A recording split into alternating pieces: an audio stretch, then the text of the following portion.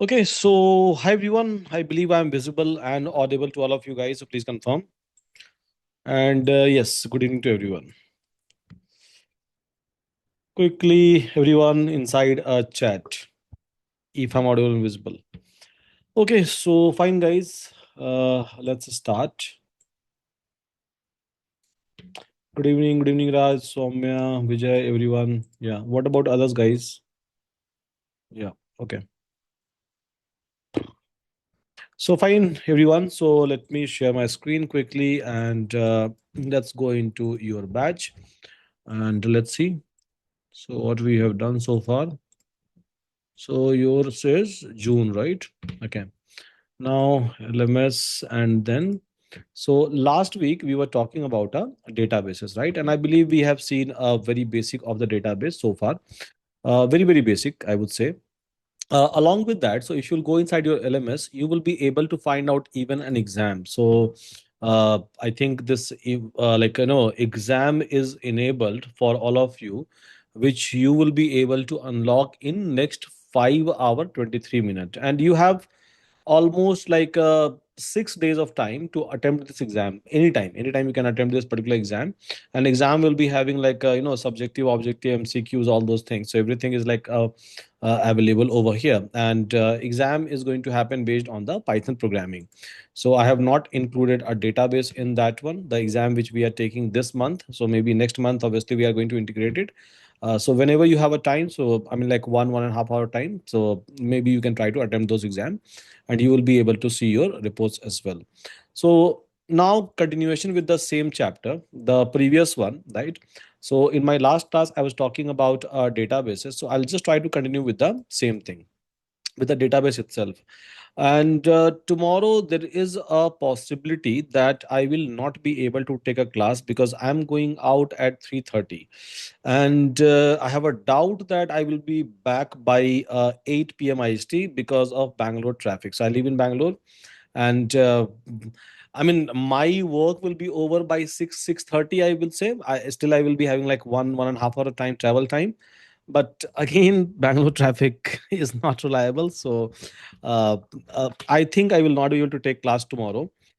So yeah, I mean like so I'll try to take those class on some other days. Yeah, so maybe one class or maybe like Saturday Sunday itself in some other different slots, so we'll try to cover those classes. Otherwise we'll cover the topic in the next class. It's completely fine, right?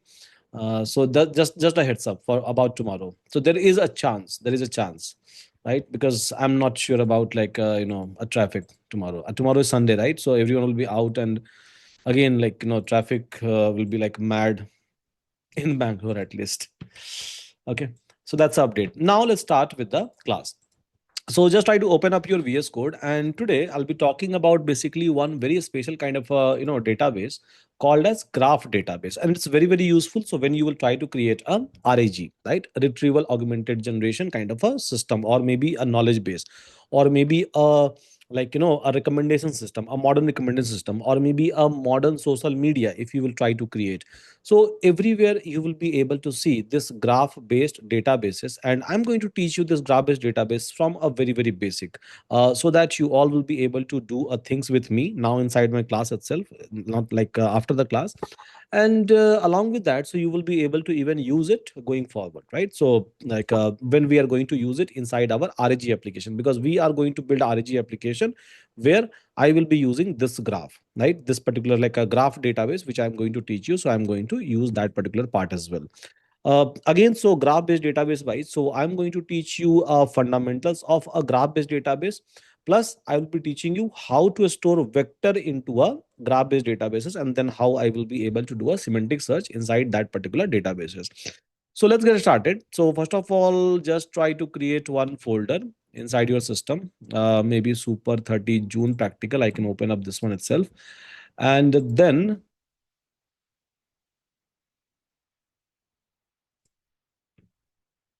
this one is Super 30 June. So have we already discussed a graph-based database, guys? I believe no, right? Yeah, I think yeah, folder name is incorrect. So basically, this was discussed in May batch. I have mentioned June. That's a problem. Yeah. Okay, fine. Not an issue. Mhm. Sorry, no. I think this is yours. Neon, right? Not Neo4j. My bad.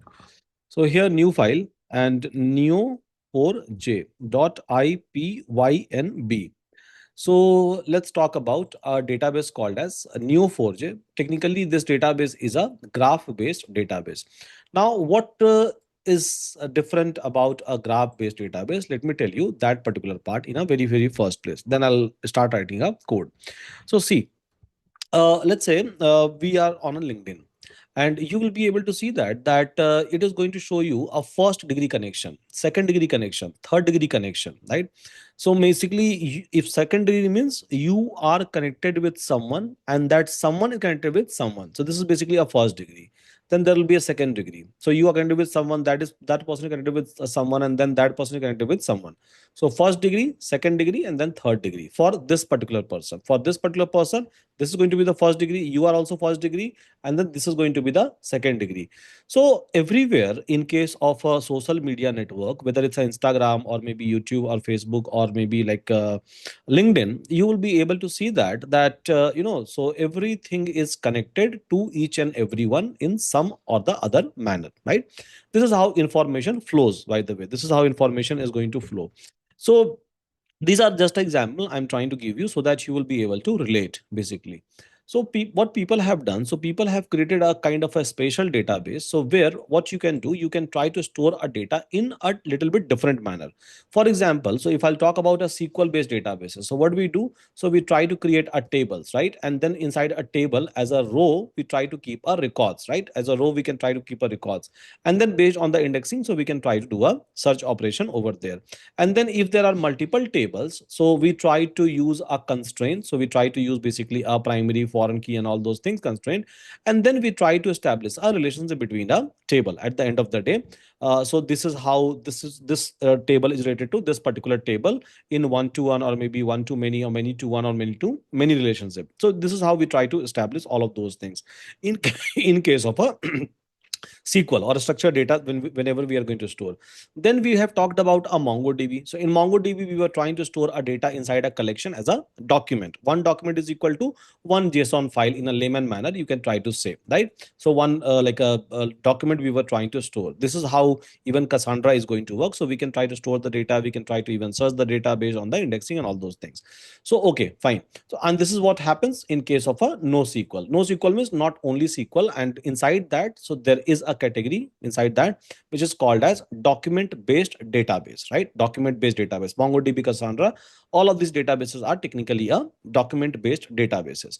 Then there is a kind of a database comes into picture inside a NoSQL, I would say, which is called as graph-based database. What it does, so it try to store the information in bit different manner. So it always try to store the information in a graph. So there will be like a node.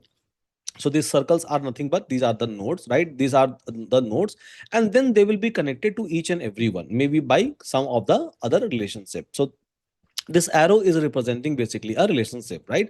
This arrow is representing the relationship. So here when I say node, so maybe I would like to store information about myself. That name is Dhanshu Kumar, my phone number is this, my email ID is this, my profile picture is this, that all of this information I will try to store where inside a particular node inside this one.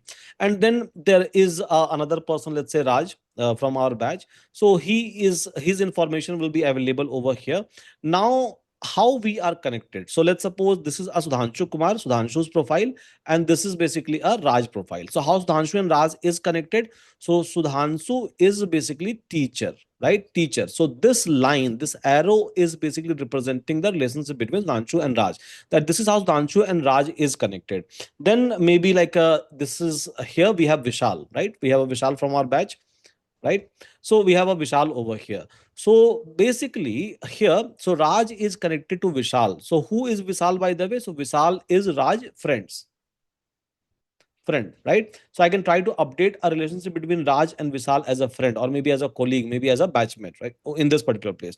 So here I'm trying to use basically this nodes or this circle, you can say in a layman manner, circle. I'm trying to use it to store the information, any kind of information, basically, right? Any kind of information, any size of the information, I'm going to store it over there. And then eventually I'm trying to use a arrow so that, I can try to establish the relationship. Now, if someone is going to ask, about a Vishal from Sudhanshu, so if someone is going to ask, so what Sudhanshu will do, Sudhanshu will try to, connect with the Raj, and maybe like after connecting with the Raj, so Raj will be able to reach out to Vishal, basically. So in this way, things are technically connected with each and everyone, right? Things are technically connected with each and everyone, and we are not just trying to store the data, but we are trying to focus more and more on relations as well. And this is how the entire social media has been built, right? This is how your entire information has been stored, your entire information has been processed, and even your recommendation system is going to work. That if I have liked this one and other person have also liked this one, and they are taking an interest and they are spending time on this category of a content, then show them this content, the entire story, right? Yes, the entire story. So this is how the entire world actually works, right? The entire story. This is how the entire world works, basically. Especially the social media and this modern, data philosophy. So all of these things is going to work in this particular manner. So this is where this graph kind of a database comes into picture, and this is what we are going to learn technically, that how to store a data, how to build a relation, how to reach out from here to here to here to here, right? And again, so we'll try to even understand that how we can try to store a vector. So basically, vector is nothing but a numerical representation of the data, which you all are going to use it in a RAG or agents or everywhere in terms of a generative AI. So let's get started, everyone, and let's try to understand things in a step by step manner.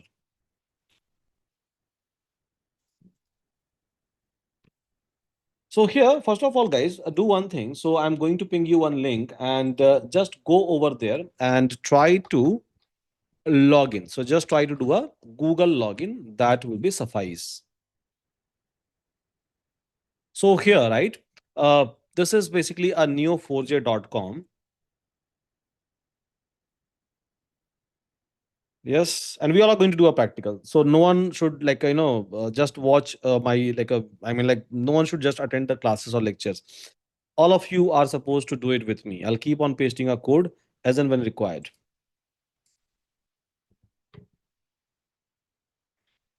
So just go to this link, the link which I have pinged you, and go for the Google login.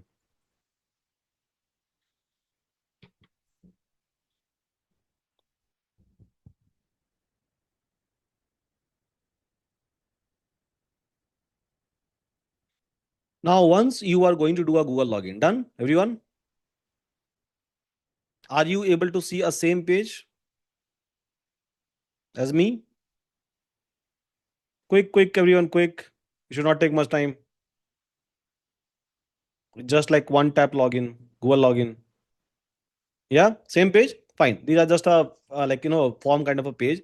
So just like fill anything, I'm going to fill whatsoever you want. You can just fill it. Yeah, XYG doesn't matter at all. So I'm going to fill it like a Euron, and next, next, next. So select anything. Again, select anything.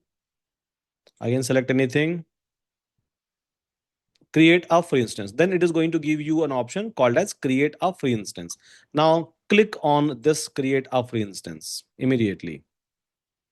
Now, this portion on this page is very, very important for all of you. So click on download to continue immediately, right? Click on download to continue.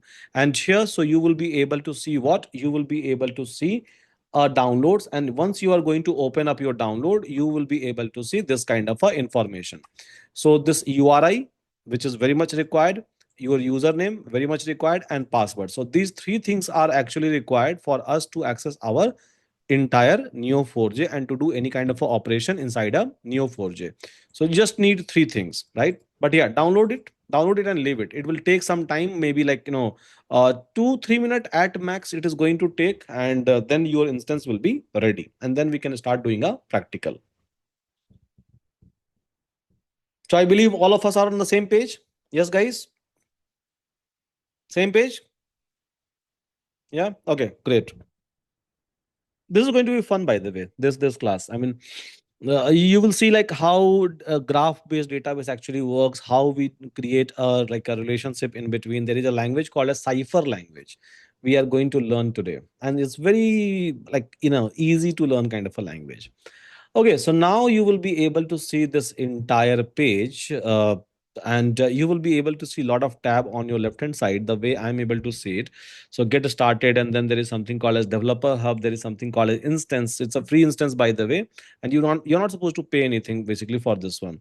Yes, like there will be some limitation. So the version that you are using is actually a community edition, and they used to provide even a enterprise edition.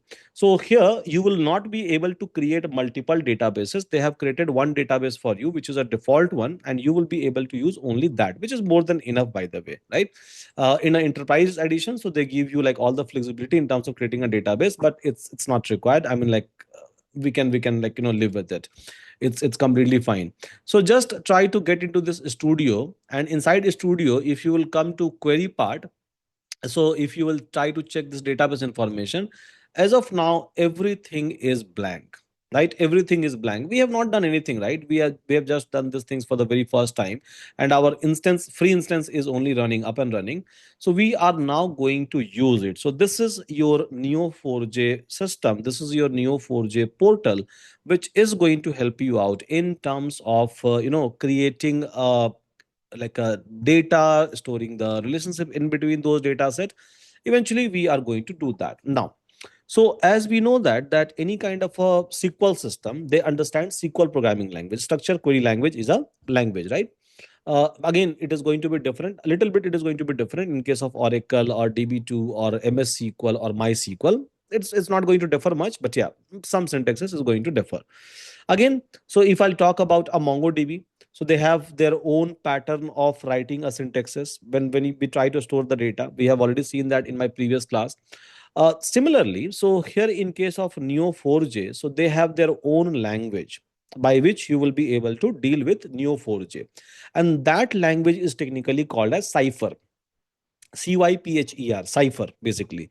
So they try to understand, or Neo4j will be able to understand each and everything in a cipher programming language, which is very easy to understand. There are very few syntaxes you will be able to find out inside a cipher, and we all are going to use those cipher step by step manner. We will be using it. So now, if this is done, leave it, right? Leave these things open, by the way. So leave it means leave these things open, as like a we can see in my screen. Then do one thing.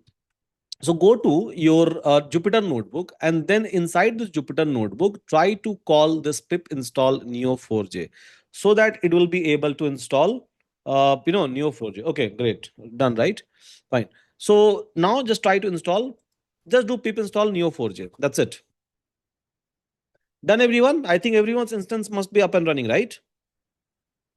It doesn't take more than 2 3 minutes of time. So if I can see things in my system, I'm assuming that you all will be must be looking at the same screen. No, it is not up. And is it? It's taking too much of time. I mean, like it's working. Maybe just go and refresh. Done. Yeah, I believe for most of us it's done. If you are like clicking with me, simple. Okay, so just go and try to install this Neo4j. This is going to be the driver, right? Okay, taking time. Can you show on that page? No, that page is gone. That is gone. I mean, like there is nothing to showcase on that particular page. Just go and click couple of times, and then it will start spinning your database. So that's it, right?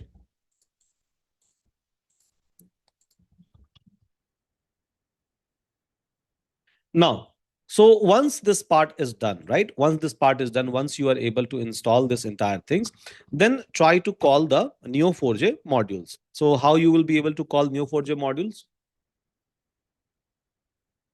So here from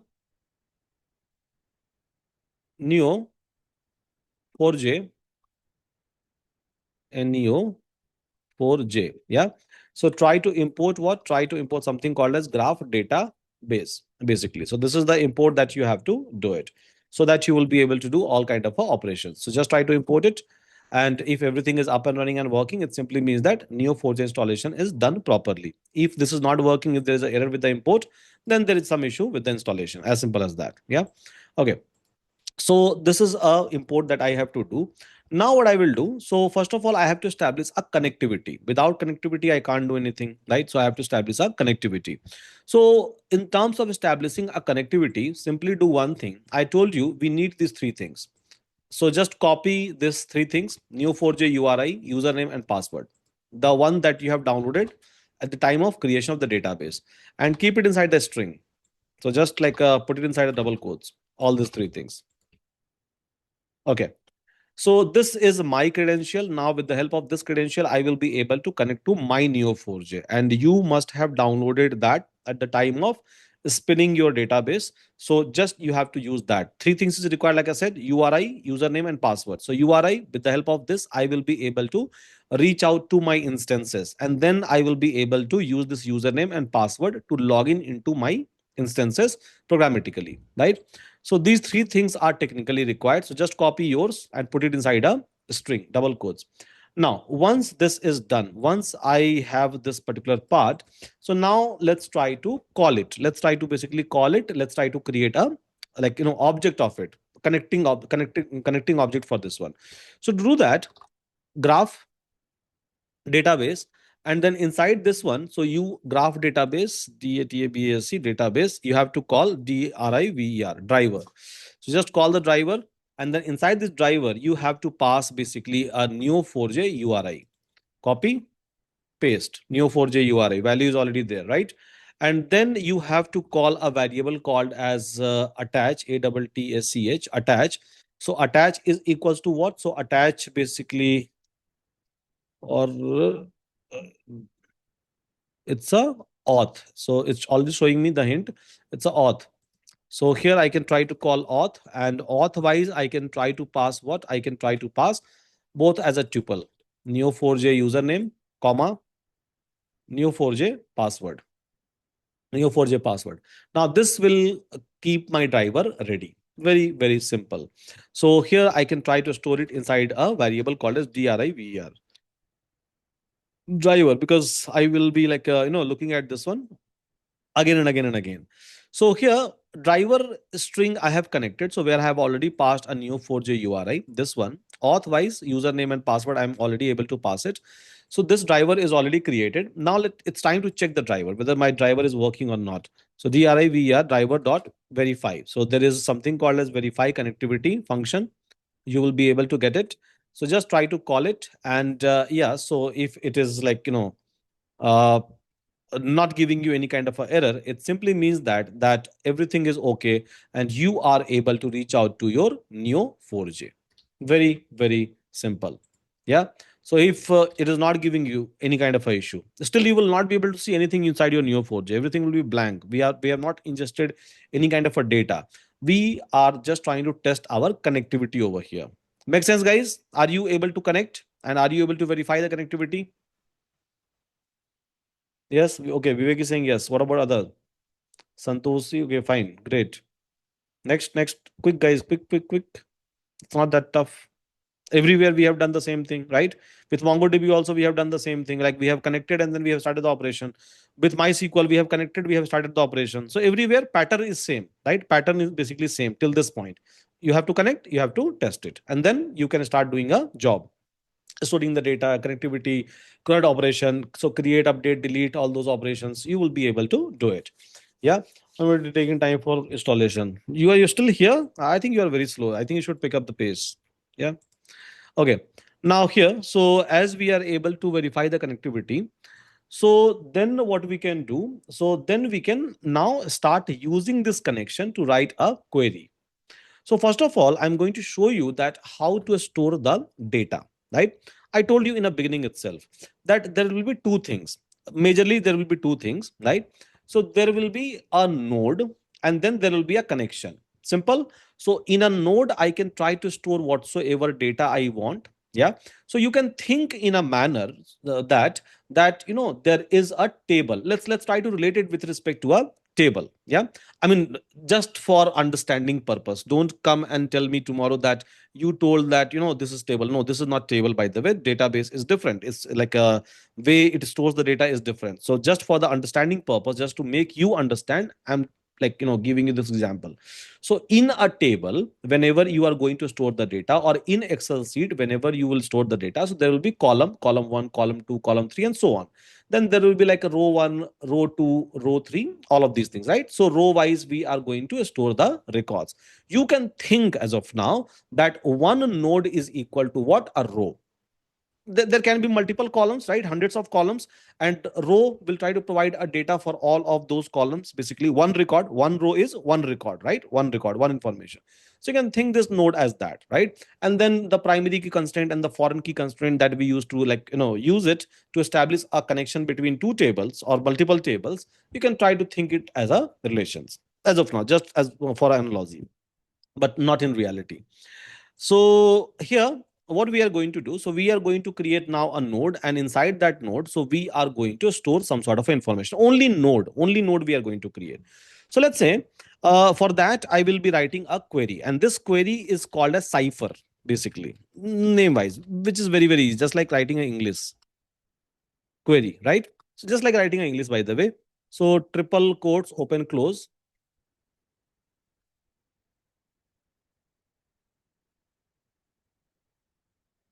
Okay, so query is a variable which I have created, and then there is a function called as create. This is a, or you can say keyword, by the way. So create is a keyword which is already, right, which is already part of a Neo4j. So whatsoever I'm going to write inside this triple quote, I have taken triple quote because I'm going to like keep it inside the multiple line. You can keep it inside single line as well. As simple as that. Hope you understand the meaning of triple quotes. So here there is a keyword called as create, and what create does. So create is going to help you out in terms of creating a node, the information, right? So here create. Now create what? So I would want to create a node, basically, right? I would want to create a node over there. So obviously I have to give some sort of a name to a node. I have to give some sort of a, alias or something to a node. Let's see how we can basically do this kind of operations, which is again like, not a big deal. Very, very easy. All of you will be able to understand it without even giving a second thought about it. So here what we are going to do, so we are going to basically create a node, and then after creating a after writing this create functions, or create like a keyword over there, so we can say, let's say I'm trying to store my information, right? So the Anshu information, let's suppose, or let's say I'm creating Euron information. I'm going to store it. So I'll try to write Euron over here, and then I will try to give a curly braces, hit enter, and then here, so I'm going to like write like a Euron uh, founder, and then founder wise, let's say I'm going to provide this name in a runtime. So name, then basically age of Euron. So again, as age, I'm going to provide, and then let's say city. So as a city, I will be like providing all of this information, and then course. So I will be providing as a courses. So basically here what I'm trying to do, so I'm trying to create a node, and inside that, so I will try to store information. So whenever it will be required. How? Let me show you that. Then only you will be able to visualize it. And this is something which we are going to do it again and again and again. So here, let's say I'm writing return, return, return s, just like a function. Now this is basically a cipher. You try to create a table, right? So what you do, you try to say create table name. This is what you do with respect to a SQL: create table name, if not exist. And then you say that, okay, fine. So inside a table, so there will be like a, column name and the data type. So you can think in a similar manner this one. So we have given a name to it, basically. You can think that as a table, by the way. Euron as a table, E as a alias, and then these are nothing but a data which I'm going to pass for that particular table. Which table? Euron table. So again, think as an analogy to understand a graph, basically. So Again, the structure is different, but yeah, as we understand the tables, so it will be easy for you to interpret, right? So here Euron is a table I have created, let's say, and E is an alias, and inside that, let's say these are the columns for which I'm going to fill the records. 1, 2, 3, 4, 10, whatsoever I want, I can fill the records. Okay, so here this is basically a cipher. Let me ping you this particular query. So it's available, guys, inside your chat. Now, once I'm going to execute this one, right? Once I'm going to execute this one, let's go and check, right? Let's go and check. So maybe I can try to refresh this like a query tab. Left hand side, go to the query tab. As of now, again, nothing, right? Nothing I'm able to find out so far. Okay, cool. Now let's do one thing. So here we are going to call driver. So this is just a query that we have written, but we have not executed it, right? This is and technically query, and that too, it's a string. Just available inside the string. So if I have to execute something, so I have to use this connectivity. Connectivity will come from where? The driver, right? So driver dot execute query, and then I will try to execute a query. Which query? This query, right? So this is like insert into a database. So this is like that basically. So driver dot execute query. So this query we have to execute, and to execute this query I have to pass a data for this all this four, right, with the placeholder. So name I have to pass basically. So what is a name? So name is, let's say, Dhanshu Kumar, right? Then I have to pass what? I have to pass age. So I have to pass age over here. So age is, let's say, 35. I have written over here. Then age is like a done. Then city. So let's say city is equals to BLR. I'm going to give. So there was founder, age, city, and then courses, right? So let's say I'm going to pass a course. So courses courses as a placeholder, and then I'm going to pass data science. Yeah, something like that. I'm going to pass.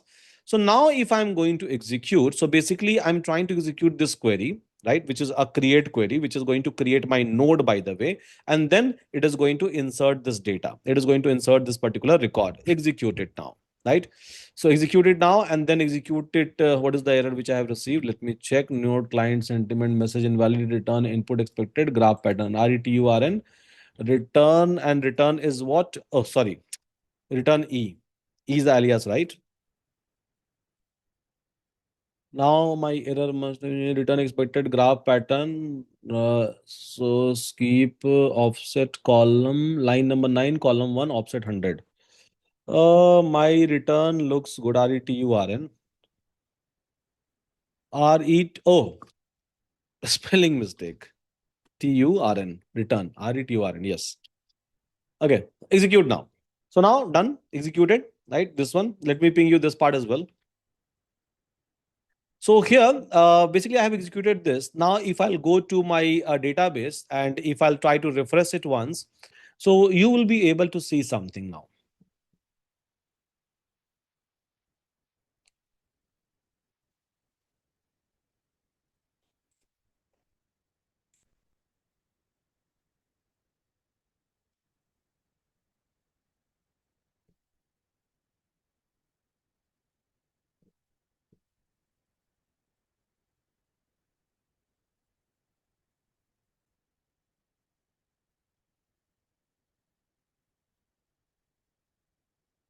Yeah, it should show me something over here. I mean, like something means tab.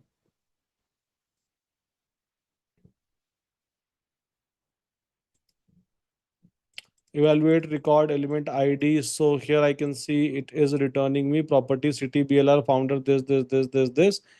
Summary Neo4j work summary result summary object at this one key is equal to E. Yeah, so it has executed successfully.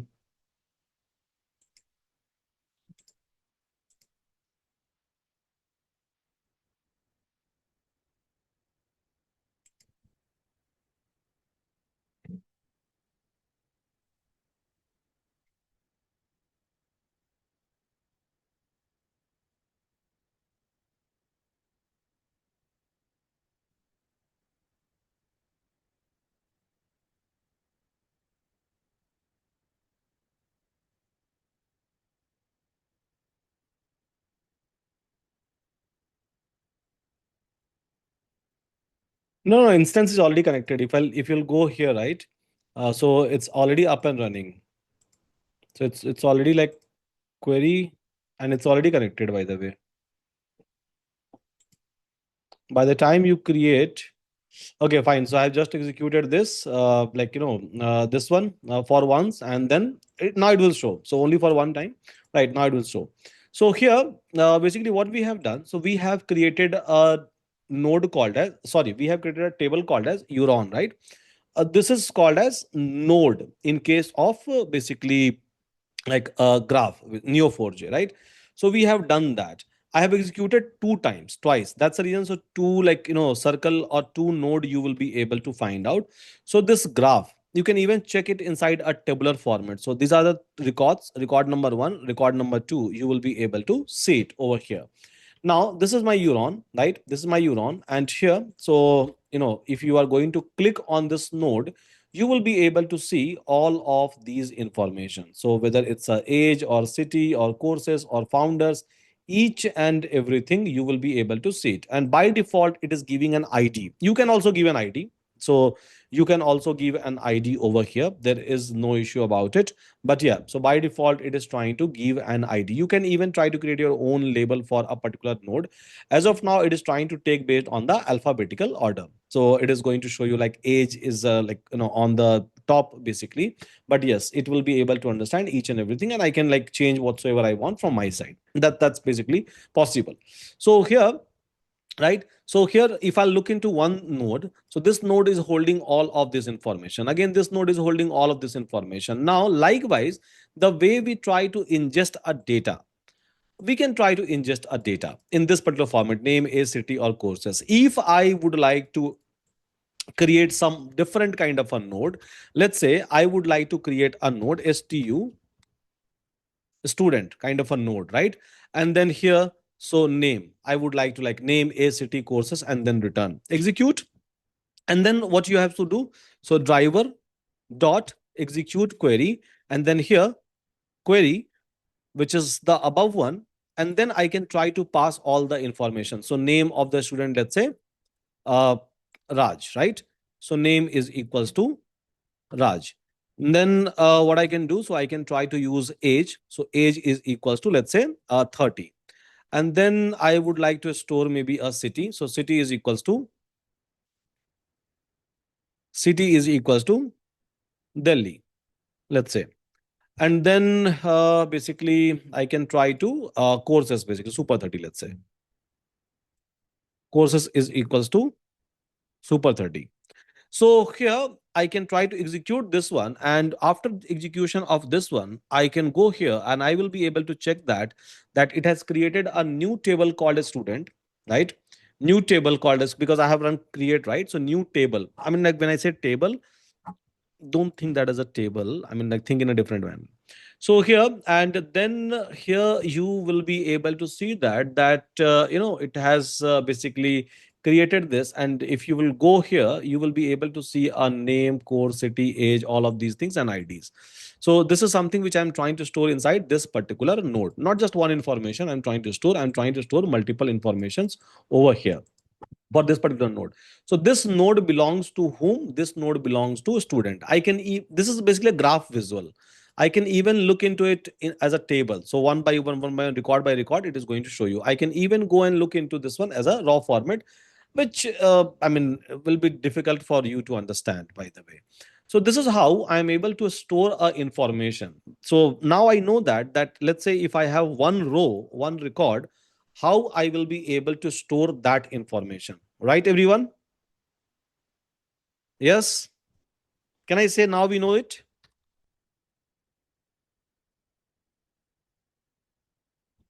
So, for example, let me open up some Excel sheet.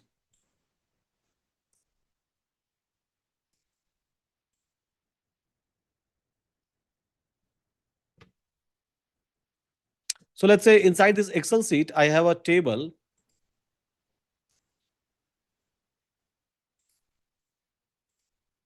So, I have so many tables over here, and table is having what? Table is having basically a like a columns, right? And then we have a data. So what I can do, so let's say this is basically a table for a global job board, right? This is basically a table for global job board. And how many values are there? So one, two, three, four, five, six. Six values. I mean, like six columns are there. So what I will do, I can try to create a global job board kind of a like a node, right?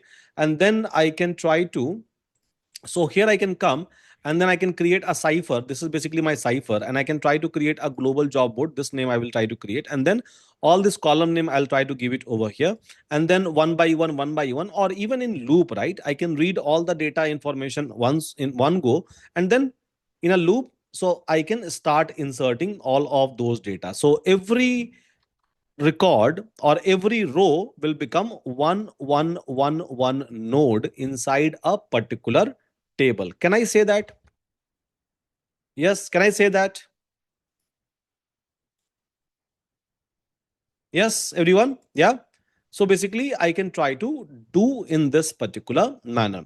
So technically, it's not a table, I would say, right? It's a node. They try to call it as a node, and inside a node, again, we have like a multiple nodes where we are trying to store the information. So one single node on this label, you can think as one record, one row, by the way, one record.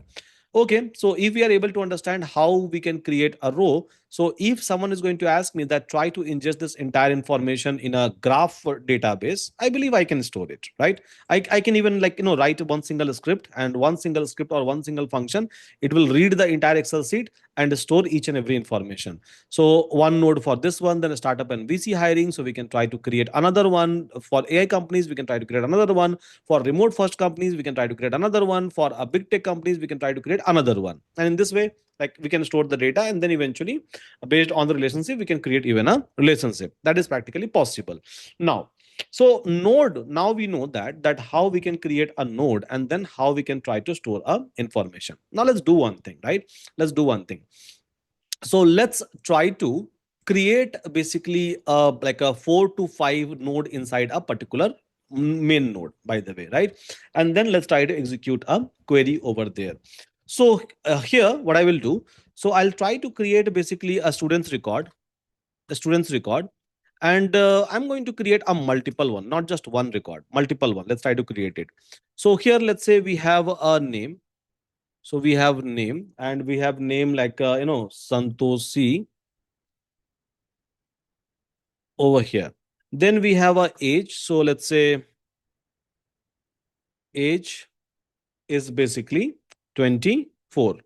And then we have basically a city. City. So city is equals to what? City is equals to Mumbai.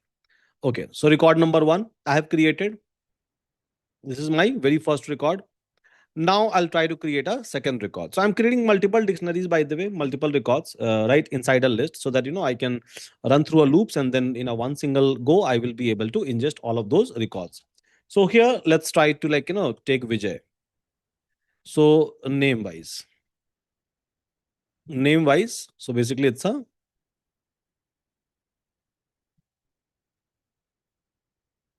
Vijay.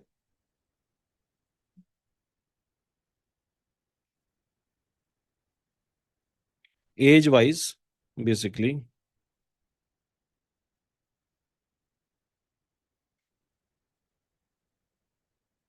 city.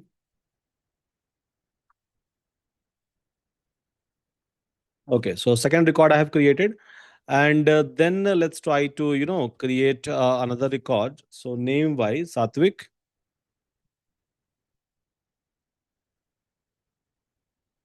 and then age is, let's say, 40, and then city is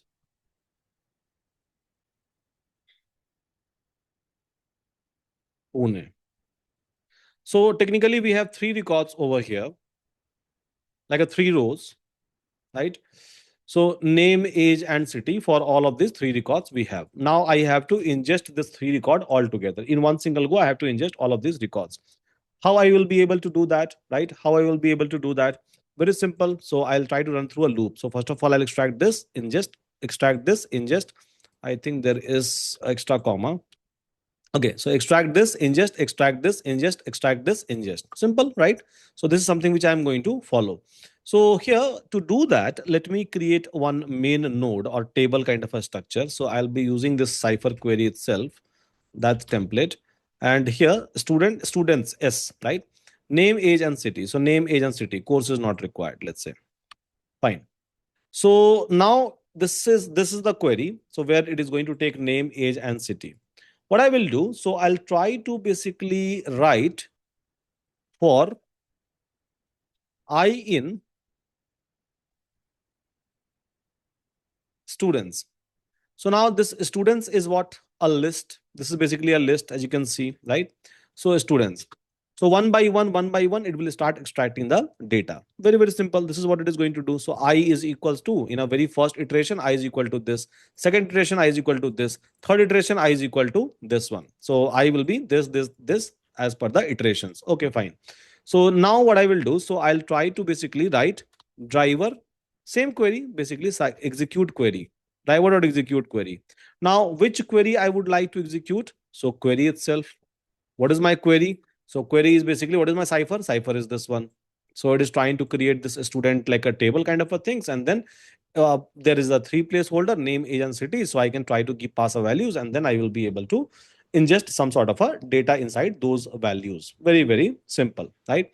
Now here, so I can try to write the way I was writing before. Query and then name is equals to this, age is equal to this, city is equal to this. Means I can write this entire things in this manner.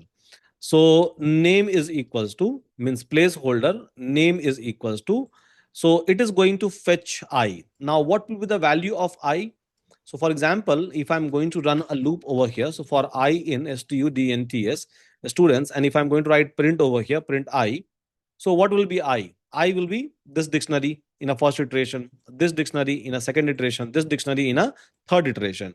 So if I have to fetch name, so can I say that I have to write I of name, right? I have to write I of name. If I have to fetch city or age, so I have to write I of city, I of age. So I can parameterize it. I mean, like normal programming. So I can write over here I of name, and then I can write age is equals to, so I of age over here.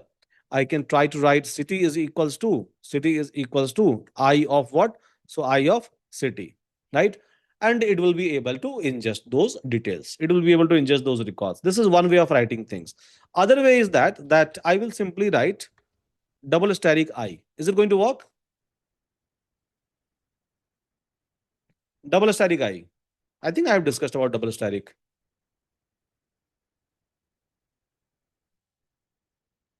Yes. Yeah. It's going to work. Execute. Okay, some error. Let me check.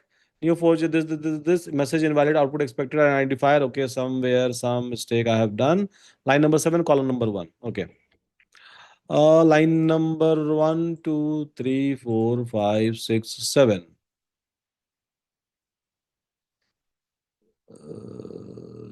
Query is fine.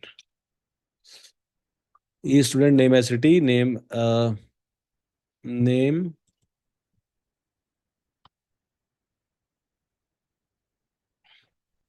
What is an issue? I don't think that I have made any mistake over here.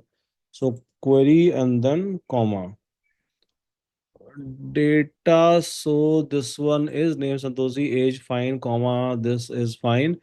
Then comma here, Bangalore city, age is this one, and this one. Yeah, this looks fine to me. Age placeholder, extra comma. Oh, this one is the extra comma. Yes. So now it is giving me another issue.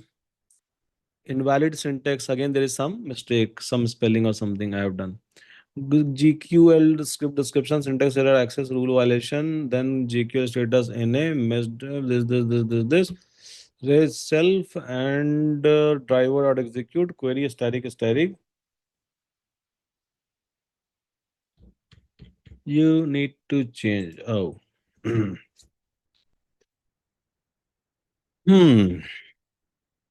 That's done. Yeah, there was like by mistake I have deleted Amy from here, which was already there. So now I have just I'm running this one, and yeah, so I'm assuming that there will be a students node, main node, and inside that there will be three students. So one is like this, Santoshi, Vijay, and Satvik. Okay, go ahead, let's check.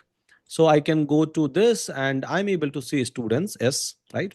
Click over here. Satvik, Vijay, and Santoshi is here. So click over here, and I'm able to see their detail as well. Satvik detail, Vijay detail, and Santoshi detail. I'm able to see all of these details. Now, these are the three nodes I'm able to create it. Even if I'll click on this table, so record one, record two, record three. So three record about three of my students, I'm able to store it inside my database, right? Inside as a node, I'm able to store it. Now it's time to basically, build a relation, right? It's time to time for building a relation, or even before that, right? Even before that. So whenever we try to store some information inside the table, so we try to do select a star from this table, that table. In case of SQL, so that we can check whether I'm able to fetch a data or not. So let's run that kind of a query. So where we can try to fetch the data programmatically. Over there, I'm able to see the data, but programmatically, I would like to fetch the data. Simple. So driver dot execute execute query, same query. Now there was a create query for creating something. There is something called as match keyword, right? So match keyword you can try to use if you are trying to select something, or if you're trying to, fetch something. So simple 3, 4, 1, 2, 3, 1, 2, 3. Okay. So here, instead of like a create, right, match, match match, right? Match. So where you are trying to match, where, right? So you are trying to match with this one. Meaning is, so you are trying to match inside this table. You will give table name, right? So select a star from this table name. So you are trying to match with this one, this particular one. Okay, fine. So you are trying to match with this particular. You can even change the color over here, guys. So that's amazing, right? And then caption also you can try to change it from there. So if you would want show it by the city name, you can show it by the city name. So all those things you can do it from here also, and programmatically also you can do it in both the manner. So here, match. So match what? So basically match with a particular table. In our case, node basically. So I will write a cipher over here. So what is an alias? So let's say my alias was E students, right? So E, and then alias is alias. I can take S as well. That's going to work. But I'm just like for the sync up, I'm using that students, students. Now here, match student means go to this table, students table, right? And alias is like you can try to use your name. That's also going to work. Just alias. So here match student, and then give me something. Give me what? Right? So that you are going to write inside the return, your condition, whatsoever condition you have. So you are looking for a name, right? You are looking for, let's say, like a age. So age, e dot age, is alias for students, right? You are looking for, let's say, city. So e dot city city. So name, age, and city. Or maybe I'm just looking for a name. Maybe I'm just looking for an age. Maybe I'm just looking for a city in any order, right? Order also like doesn't matter. So any order. So now this is a cipher. This is a cipher for fetching any kind of information. Now, if I'm going to execute this cipher, I will be able to get my data. So execute it. What is the issue once again? E dot name is city, return, delete, detach.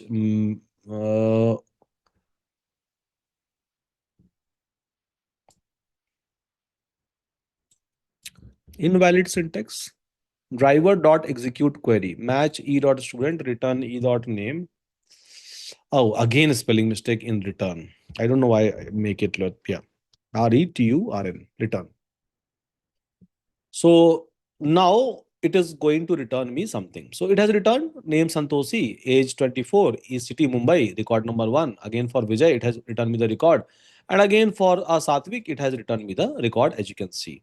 But it's not pretty much like, readable to me. So what I can do, I can try to hold it inside some variable, because see, if you look into the data pattern, so it's nothing but there is a tuple inside it. There is something called as list. So I can try to get into this like a records. Out of records, I can try to fetch whatsoever I want. So here, records, right? I'm just trying to hold it inside some variable. So it gives records summary and key. You can try to like keep any kind of a placeholder. So now if I'm going to like print records, so record is having all of these records. So if you would like to fetch it in a tidy manner, so you can try to fetch it. So this is ultimately a list. So iterate over to it, write a for loop, go there, fetch everything, then go here, fetch everything, go here, fetch everything, and do whatsoever you want. The way you would like to showcase, you can showcase. But yeah, I'm able to fetch the record. Very simple, right? So match means go to this one and then return name, age, and city. That's it. In this way, I will be able to get it. Now, so once we are able to like do this, now we know that how to fetch a record. Now let's do one thing. So let's try to create something called as course tab.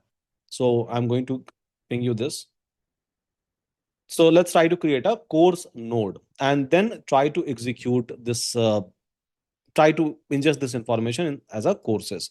So what I will do for I in courses, basically iterate over to it, driver dot execute query. And what kind of a query we have to execute?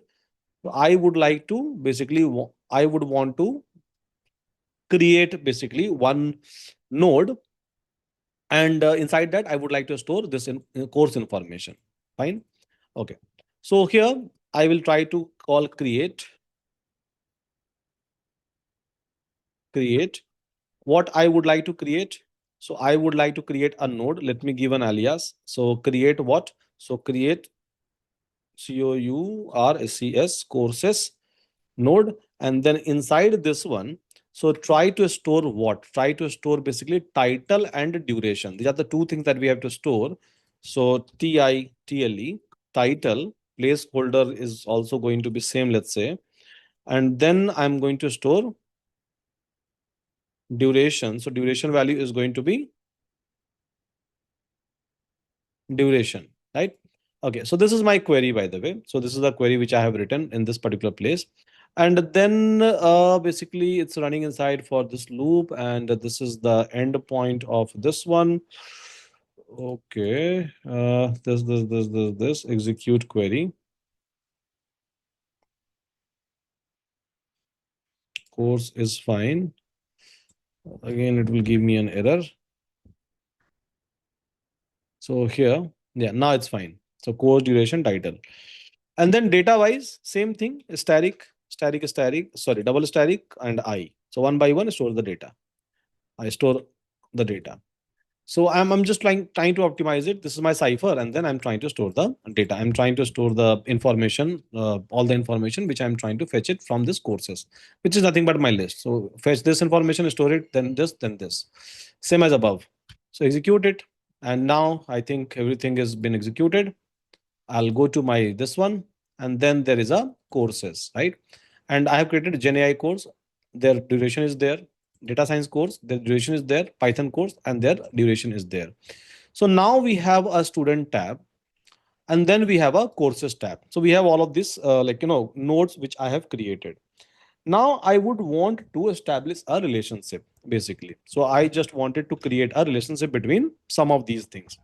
So for example, I wanted to create a relationship that Satvik have enrolled into Gen AI course. Then I would like to maybe create an relation. So where Vijay have enrolled into Gen AI and data science course. And then I would like to create a relationship that Santoshi have enrolled into maybe Gen AI, Python, data science, all the courses. This kind of a relation I would like to create so that you can create the arrow and all those relationships.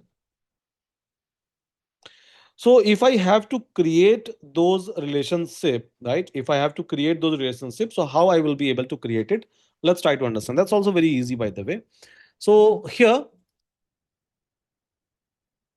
coming back to this one, till this part is done, guys. Yes, done, everyone.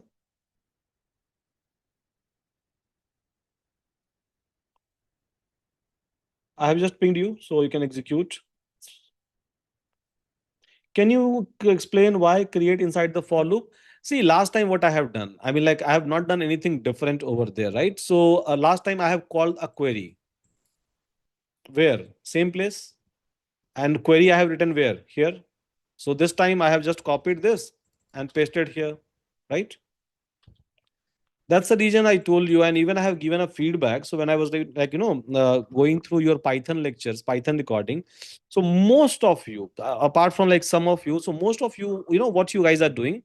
So you guys have copied a code, and then you are just trying to, uh, like uh, read out those code and creating a videos.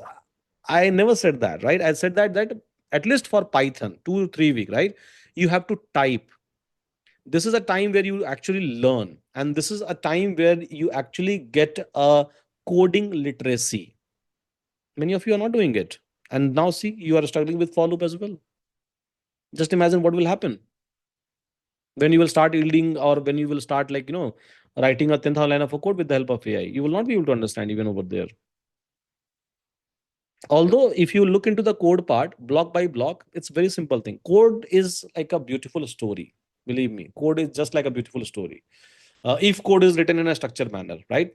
It code itself is going to tell you all the story, that where what is implemented. This is how this code is, right?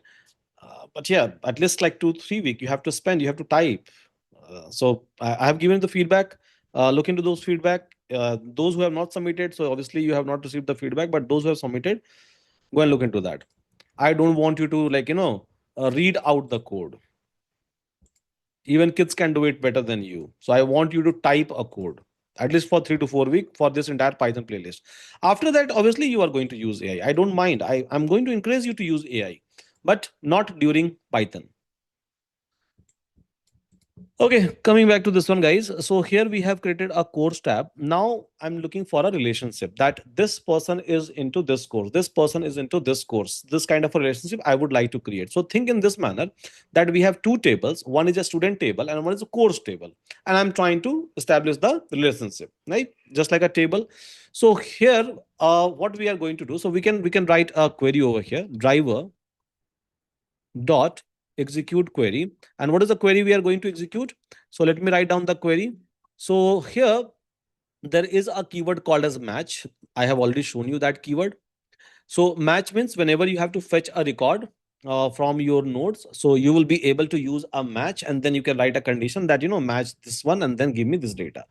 Even at the time of creating this one, you are going to use a combination of match and create. Both we have used so far. So match and create, both you are going to use it now, and then you are going to create the relationship. Let me show you how you can create a relationship. So match, right? match, match what? So match basically alias of match basically student, students. Students is basically one of the major node that we have. And inside this student we have multiple entities, or we have basically a multiple column values, right? So if I'll click into this student Satvik, so we have age of Satvik, city of Satvik, name of Satvik, ID of Satvik. So what I'm supposed to match, whether I'm supposed to match age or city or name or key ID, I can write those conditions as per my logic. So here I'm saying that okay, I'll go to this table, student table, right? And then I'm going to match a name of basically what? A student name, let's say I'm going to match it. So let me write it as a placeholder. Student underscore name. I'm going to match this one.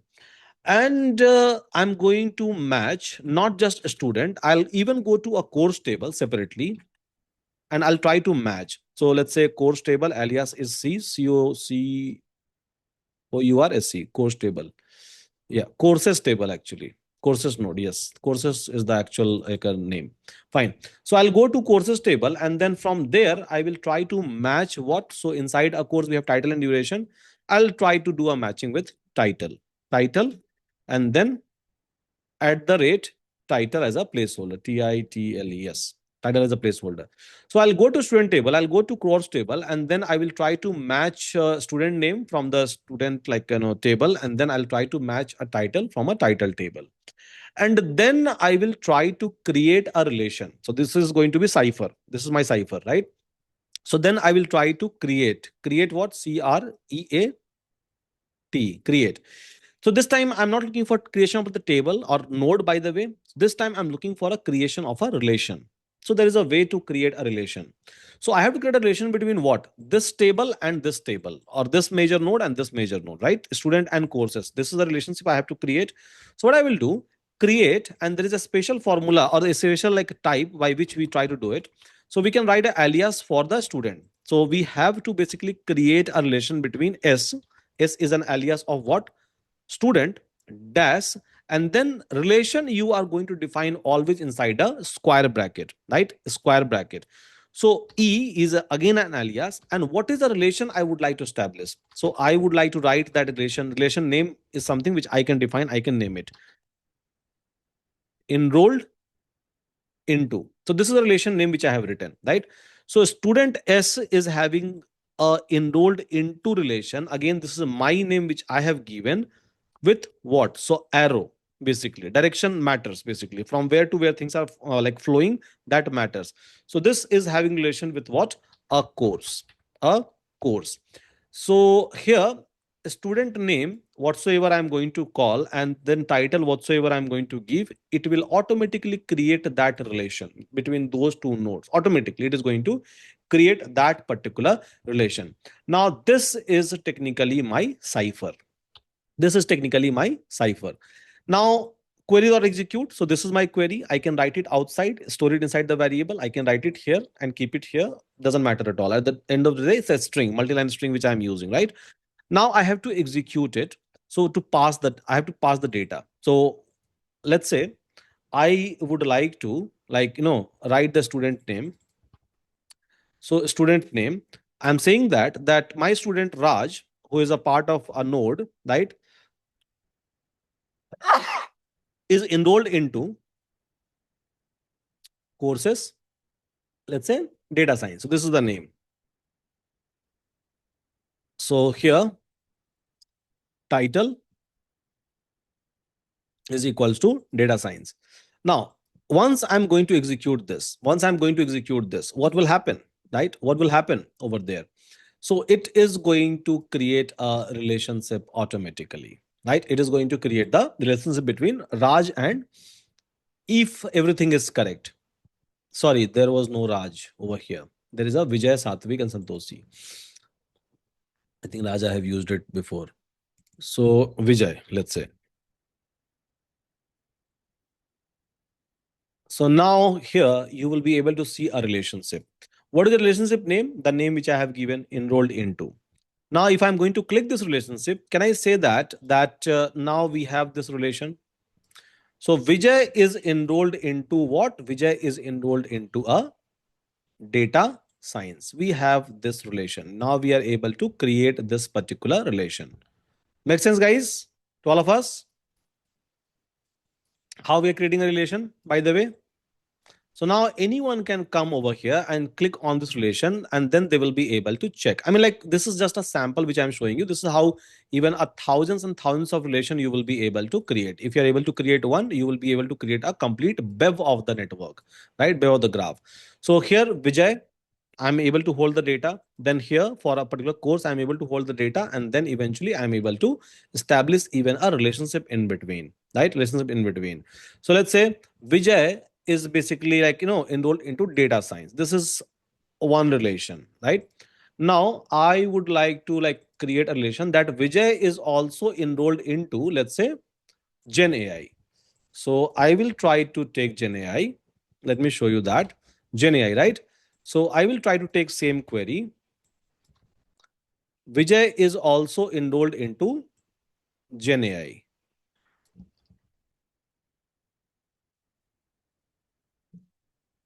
Gen AI. Execute. So now if I'll go here, relation. Now Vijay is enrolled into data science and Vijay is also enrolled into generative AI. Now let's say I have a student, let's say Satvik, right? So Satvik is enrolled into Gen AI. Let's say this is a relation I would like to create.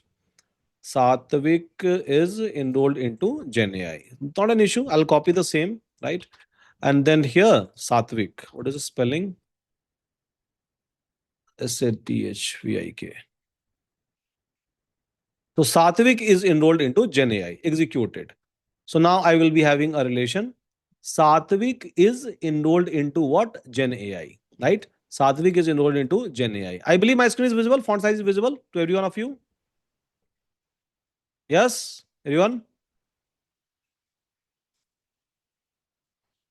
So are you able to see the magic, the graph? Right? We are like keep on increasing our graphs, connected one, right?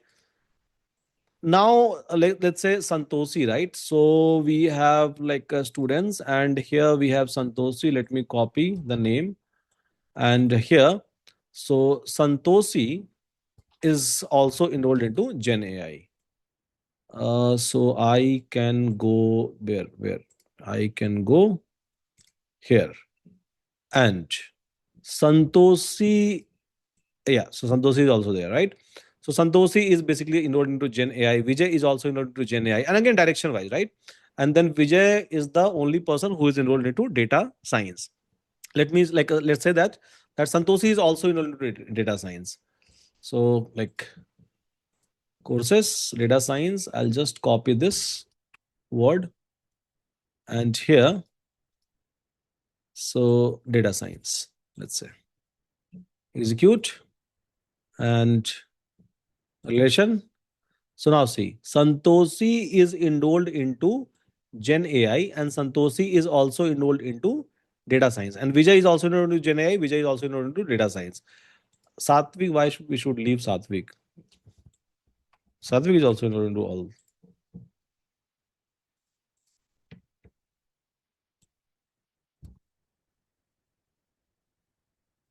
So now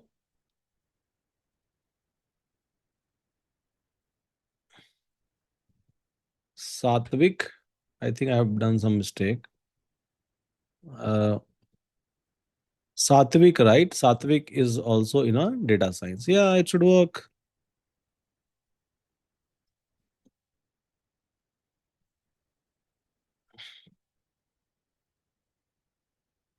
Ah, it's working. So see, this is a kind of a relation we are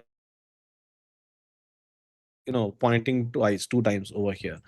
So now this is called as actually like a graph and a relation. Are you able to visualize it? So I can create as many as possible, right? Like this is basically two only between student and courses, right? Let's say I have 100 of different entities and thousands of relation in between them. Social media, think about social media, right? I can create everything, I can create over here, and this is where I'm storing the data, right? This is where I'm storing the data. So anyone who can reach out to Gen AI, they will get to know that, okay, fine, so they have what kind of relationship with Satvik and Vijay and this one, how Satvik and Santoshi is connected. We can even understand that part, right? So basically, who have taken what kind of a courses, we can also understand that part, and that too with a bare minimum, I would say, traversal. Yeah, a bare minimum traversal. So technically we are trying to optimize the things. Yes, we are trying to optimize the things. We are trying to store the information in an efficient manner. Plus, if I have to reach out to someone, I can reach out to someone immediately. In case of a SQL database, it is going to be a sequential search, right? Again, in case of like a document database, it is going to be index based. Even SQL, there is an index based. But here, so can I say that degree wise we can try to store? I told you, right? LinkedIn always show you a first, second, third, right? And max to max in 6 degrees, you will be able to connect with everyone in this entire world. Complete, like 8 billion people you will be able to connect with, right? In 6 degree, max to max, right? With anyone who is like even living in some Amazon forest, you will be able to connect within 7 degree. You are connected with this, then this, then this, then this, and then that person connected with that one. This is how like the relationship is in a digital world, by the way, if you're aware about it. So is it making sense, guys? Are you able to get some sort of a sense like how graph database works?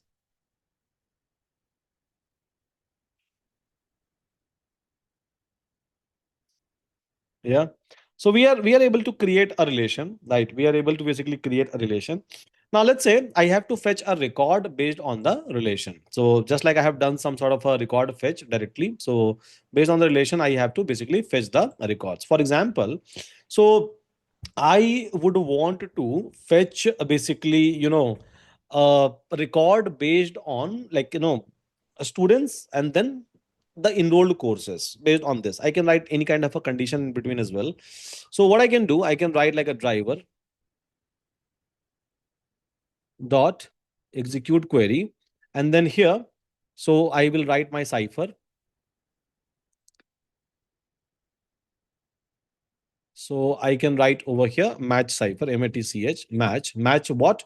So match basically which table? Like student table S alias S. Let's say if I'm giving STU DN DNTS students.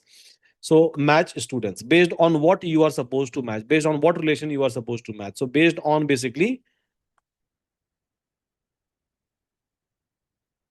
enrolled into. So this is my name which I have given. So this name should be correct and it should match with what? With so this direction. So if it is going to follow this direction in a course table. So C is an alias of the course, COUR SCS courses. So just go ahead and try to like check this relation. So wherever it is there, so between a student and a courses, and if there is a relation between this, so just give me a return. RETURN. Yeah, RETURN. Return what? So name, give me like a name and give me basically title of the course. Some mistake. What is that mistake? Line number 4, column number 28. Driver.exe execute query this. Uh, Student spelling STUD and STUDNT student. And then this one close, and this arrow close. Name title. Hmm. Okay. Hmm. Syntax error access valuation variable not defined variable our expectation was direct cause of the following exception. And what is that? Return name and title. Okay, so name is there, right? Sorry. Name. So I have to give alias. Name is coming from where? So name is coming from S, student, by the way. Title is coming from where? C, so course. So just go and fetch the name from student table and fetch a course title from course table. Now it will work. So now it is able to fetch the records, right? So you can see that, yeah, it will be able to fetch the records. So let me try to store this one inside a records table. And it will be like a list of the records, let's say. So for I in records, print what? So print basically I over here. So it is not able to fetch the record. It was students S. So looks like it is able to fetch the record name Santoshi and title data science, name Vijay, certificate title is equal data science. This is another record. And then like name Satvik, data science. So again, name Satvik, data science. Then to record name Santoshi, Gen AI. Yeah, so it is able to fetch all the records. So wherever it is able to match with this relation, the relationship that we have written. So yes, it is able to fetch all of these records. Very simple. Makes sense, guys? So, what do you think? How is this cipher language? Is it easy, hard to understand, or how is it?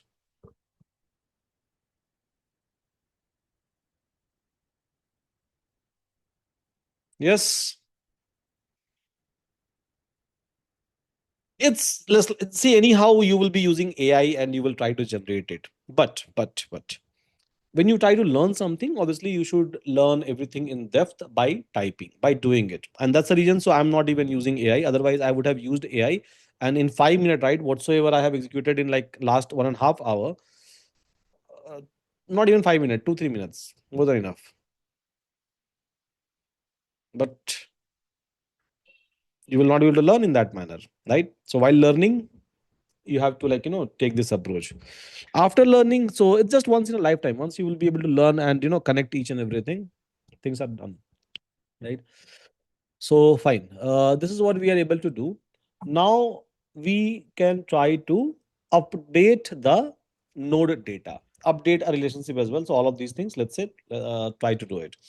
So here, let's say I would like to update some information, right? Some information. For example, so here we have basically students, and we have basically a Vijay.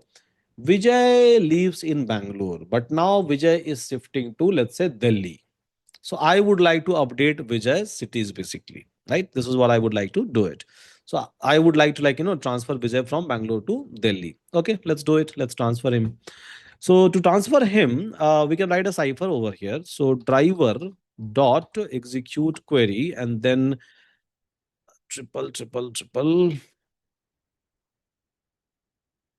and then here I will try to write a match, match match, first of all. So first of all, I have to go to my node, and then I have to check whether it is available or not. So alias s, go to students students table, and then try to check a name. So check what? So check name, which I am going to provide you while executing. Yeah. So go to this table and check the name, by the way. And once you are able to check the name, and if it is matching, then change it. Change means set. Set is a keyword. So set student alias s dot city is equals to the city which I'm going to provide you, right? Simple. Find Vijay first of all, and then update his city. That's it. That's a game. So here, RETURN return. Return what? So return, like, as an alias, try to return me. So this is my cipher. Let's say I have written. Yeah. So this is my cipher I have written. Now I can try to basically like execute it, execute query. So to execute query, I have to give like a value of name and value of city placeholder. So name is equals to Vijay. And if this Vijay is available inside my data, so just do one thing. Try to update his city. So city is equals to what? Currently he's in Bangalore. Let's do it like a Delhi, DLHI, Delhi, right? So this set has been used to update, by the way. So you can update whatsoever you want. So executed. Now, if you will go and if you'll try to check Vijay. Mm,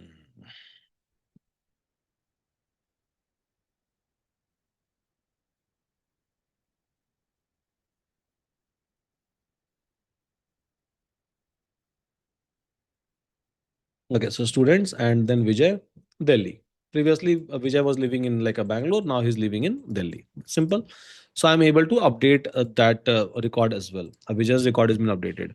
If I have to maybe like delete some sort of a relationship. So for example, here in case of relation, so I have established two same kind of a relation of Satvik with data science enrolled into.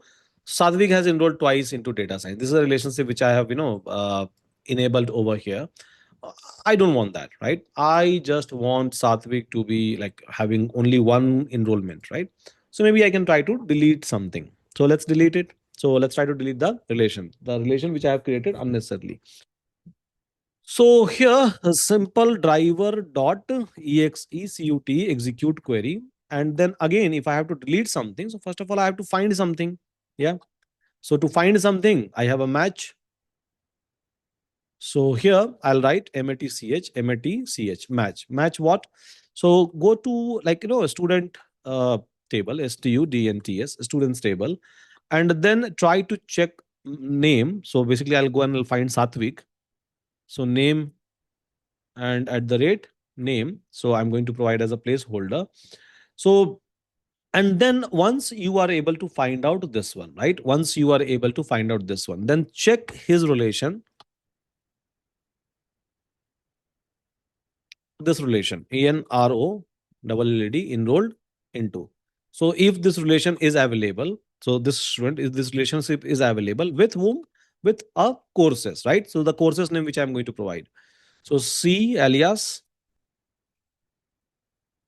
courses, right?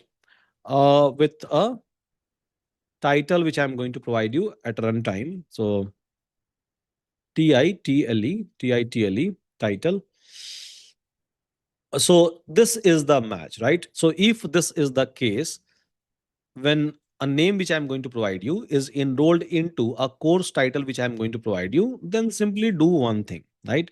Simple do one thing. So just try to delete. Let me give this relationship as a alias R. So delete what?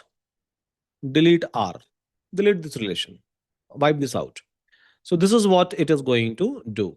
Now let me provide the data. So name is equals to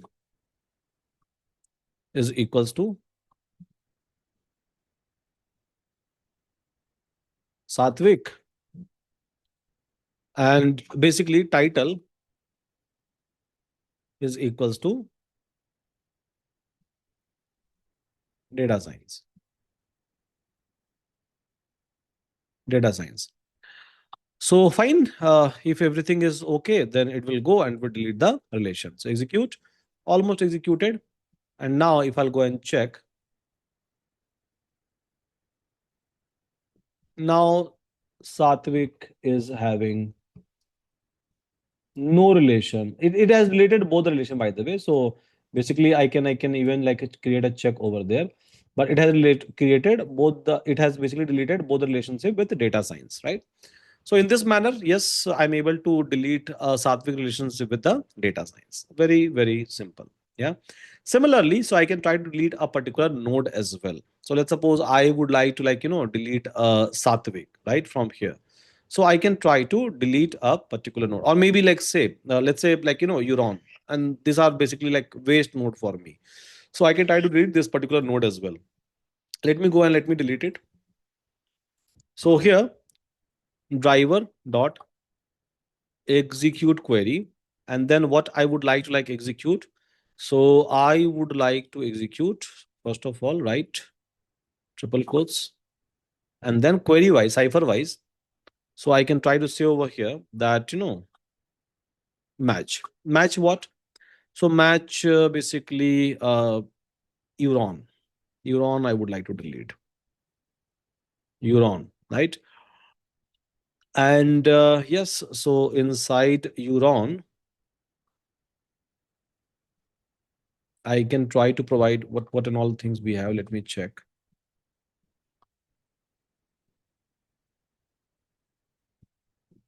We have age, let's say.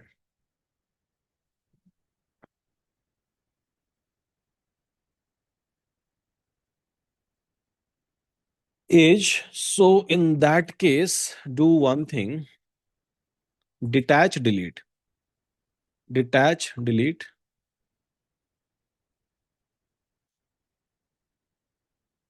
Basically, this E node. E is a Euron node. So here I'm going to provide a value of age. So age is equals to what? 35. Execute. Done. Now Euron is gone. See, there is no node called as Euron. Everything is gone, right? So in that case, we can try to call the delete and it will be basically deleted. So is it making sense, guys? Update, we are able to do it. Delete, we are able to do it. Insert, we are able to do it. Matching, we are able to do it. Yes, everyone? Yeah, makes sense to all of us? Any question for me, by the way?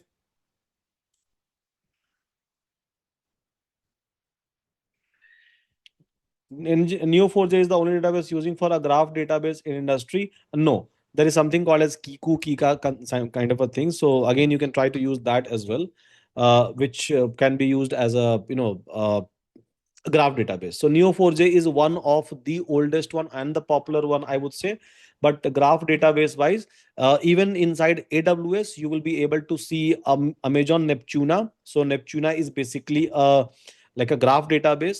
There is something called as, let me give you some name, TIGER, Tiger Graph. So AI powered graph database for real time. So again, this is like a tiger graph. And yeah, so everyone used to claim that we are solving this problem, that problem. Technically, all of them are trying to store everything inside graph, because if your data is available inside the graph, problems are already solved, basically, right? Just by storing the data in this particular format, right? Okay. Apart from that, so there is something called as Junus graph. There is something called as Orient DB. There is something called as from Azure Cosmos DB. Yeah, Cosmos DB. So these are like a lot of provider. So even in Azure AWS and GCP, you will be able to see a graph-based database. Junus graph. This is basically a distributed graph they used to claim. Junus, right? So likewise, other graph database providers are there. Core philosophy is same. Make sense, everyone? Yeah. So there are so many providers, but core philosophy is not going to change. If you are able to use it here, you can use it anywhere. Cipher is the common query for all the graph database, almost a similar kind of a query, just like a SQL. So, for example, if we are going to use a SQL, right? And again, there will be like 1 or 2% of a changes only in terms of this one. So, yes, at least for like for example, Neo4j, right? And Amazon, if we are going to use Neptuna, so again, this cipher will be almost same, right? So basically it supports something called as open cipher. So yes, other databases maybe they are going to use like some different languages. I'm not sure about it. I have not used it because they're not popular very much, by the way. But yeah, more or less everyone will give you the similar kind of example or similar kind of uh, syntaxes, and you just have to understand the principle of storing the data and principle of a relationship. That's it.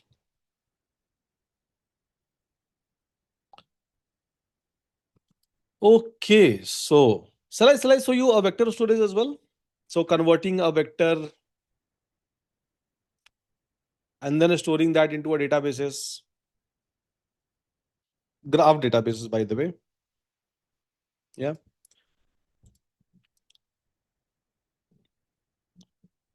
Okay, so let's do one thing.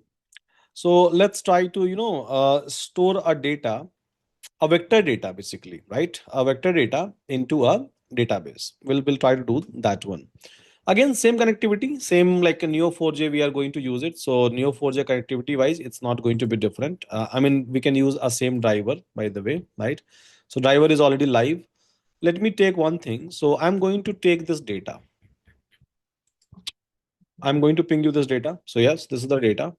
So here we have record number 1, we have record number 2, we have record number 3, we have record number 4. So we have in total 4 records. Every record we have a name description, name description, name description, name description, right? So technically it looks like a documented data as of now, which I can store even inside the MongoDB, right? Similar kind of a data we have seen we can store inside the MongoDB. So now this is the data which is available to me, and I would like to store this data, obviously, along with this data. So I would like to store its embeddings as well. Means, first of all, I would like to convert this data into a numerical format, a vector format. Those who don't understand, so going forward, there will be a classes on that. What is the meaning of embedding? What is the meaning of a semantic search, similarity search, basically? What is the meaning of a Euclidean distances or cosine similarity or HNSW or hybrid search, right? All of these things in theory, mathematics, and practical, we'll try to understand. But as of now, our intention is very simple. Our intention is to basically store this entire information, name and description. Along with that, so this is the data. This is the actual description, right? So I would want to convert this into a numerical format, which is called as vector or embeddings, right? So I would like to convert that into a embedding formats, so that LLM will be able to understand. I will be able to build a graph RAZ, by the way. So to do that, I have to store first, and then I can try to just store it, and whenever required, so I can just try to do a vector, like a comparison and search, and I will be able to fetch the data. So that is something that we can like do it now. So let's do it. Yeah. Now to do that, we need some embedding models via which I will be able to convert this into a vector. That's a very, very important part, right? That's a very, very important part.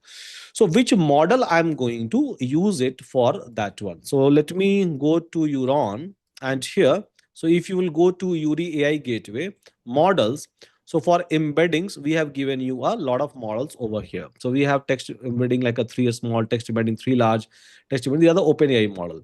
The best one is basically Gemini embedding 2 preview basically. So this is basically the best one. This is the best embedding model. Why best embedding model? Because it supports multi models. So even if you have an image, if you have a video, even if you have an audio, or even if you have a text, it understands it and it try to convert those things into a embeddings, and then you will be able to do a similarity search, and even you will be able to fetch. Means if you have to do some sort of a search in a video, it can be done with this one. I have already taught these things, and in terms of project, we have already done these things in some of my classes, right? Using this model. So it's a multi-model, a recent one, latest one, lethal one, I would say. Before that, I was trying to use like OpenAI model for embedding, but yeah, nowadays I'm using this model. So basically, I can try to use this model, and while using this model, I can try to convert things into embeddings. How? Let me test this part. So go to a documentation, and here, so inside a documentation, so if I have to use a embedding, right? If I have to use a embedding, by the way, click on embedding, and here is a endpoint which is given to me. This is the embedding endpoint, right? Or here there is a curl command, or there is a Python piece of code also given to us. So let's say I'm going to copy this Python piece of the code, as I'm writing code into Python, and then I'll keep it here. So now what does this need? So this URL endpoint is already there to hit the API model. So here I have to provide the model name. So what is my model name which I'm going to use? So my model name is going to be uh, this one. So everywhere you will see the model name. So here model name. Let me go and put a model name there. So model name. Input. So let's say I would like to input, as of now, just for the test, my name is SUDH for now. Yeah. Dimension 768. Let's say I'm going to keep. It's having already a very big dimension. Encoding format, I can just try to remove it. User string, I can also remove it, right? Now authorization wise, so bearer token I have to provide, so token I have to replace it with my own token. So to create a key, I can come over here and then click, and then I can just type something, my key will be created. Now with the help of this key, I can access all the models inside my URI ecosystem, which is 52, all kind of a model. So here I can try to paste my token. So yeah, my token is available over here. Now let's execute, let's see whether it's working or not. Looks like it is working, right? So I have given my name is SUDH, and it is able to return me the embedding with a dimension of 768. So 768 number, list of the numbers are representing only this much, right? Very, very easy, right? Very, very easy to use, even with respect to a URI one. And we have given you all the, commands and everything, like already handy, like copy paste, and then just give a model name, input your data dimension, whatsoever dimension you model supports, that is also mentioned over there, and then one single key for all the model. No need to change the keys or anything. So now I'm able to basically use this, and I'm able to basically convert that into an embedding. So if I'm able to convert one sentence by using this into embedding, I will be able to convert all the sentences, right? I will be able to convert all the sentences by using the embedding. Make sense, everyone? Conversion is done. Now storage. We have not done the storage, by the way. Storage, we have to do it inside a Neo4j, and then search. Make sense? Are you able to use URI model and convert it? I believe you all have an access of that, so you can just go ahead and use it. And your 1 lakh token will be more than enough. So how much token I have, used? I can go and I can check that part as well. So logs, Gemini, this model I have used, right? So how much token I'm able to use it? Now dimension input length is equals to 1. Total token cost is like very, very low. Prompt token is equals to 500. Completion token. So token is equal almost 500 token, right? Which is very less, right? Which is very, very less. So I'm able to basically, use this model, and I'm able to convert my data into a respective numerical format. This is the meaning of an embedding, by the way. So anyone who is able to do it in a chat, please quickly.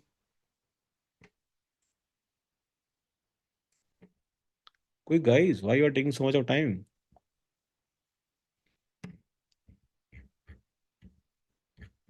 Am I audible to everyone?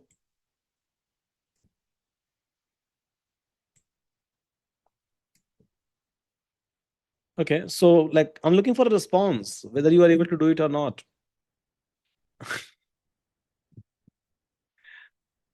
I'm not trying to do mic testing. I'm just asking you whether is it done? Are you able to do it?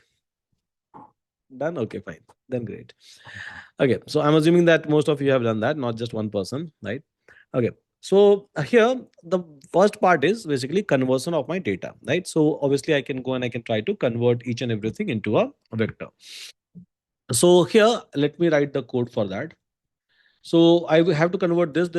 So all one, two, three, four descriptions I have. So I will try to convert it. What is the variable in which it's been stored? Documents variable. Okay, so let me write the code. So for DOC in documents, so I'll try to like fetch one by one, each and everything, right? And then let's say I can convert that into a function and input. I can try to make it as a placeholder and it should give me a response. Let me do one thing. So let me convert. I think there is a function we have already like created, but let me create that as a function, a single function. Or I can just try to use it even in a as it is manner. So for docs in documents, right? What it has to do. So doc is equal to what? So doc is equal to,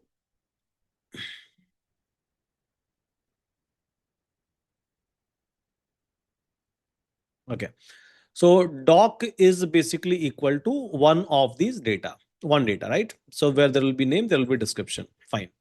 So one by one. So I'll try to fetch that. And then here, so input is going to be what? So input is going to be doc of basically a description. So this is something which I'm going to pass as a input inside my model. And for that, it is going to give me a response. It is going to give me a return. And once it is going to give me a return, basically, those like docs. So what I will do, so one by one, I'll try to store those docs inside my vector database. So to do that, let me write like a query. So driver driver dot exe execute query. So let me write my cipher over here. Create cipher. So here what I will do, so driver dot execute, and I'm going to like write my create cipher, create. So let's say I'm going to give node name is equals to document or only D capital document, right? This is my new node, which I'm going to basically create. Okay. Now inside this node, what and all like, entities of node will be available. So name of the node will be available, which I'm like going to like give it. And then there will be a description, description, descriptions will be available. And then vector or embedding, I can say embedding will be available. Okay. So embedding will be available. Fine. So basically, I'm going to create a document, and this is the nature of the document. Three things I'm trying to store. One is a name. So name is basically like this name, this one. Another one is a description, and the third one is a like embeddings which I will be able to get. So this is basically my cipher, right? Cipher for creation.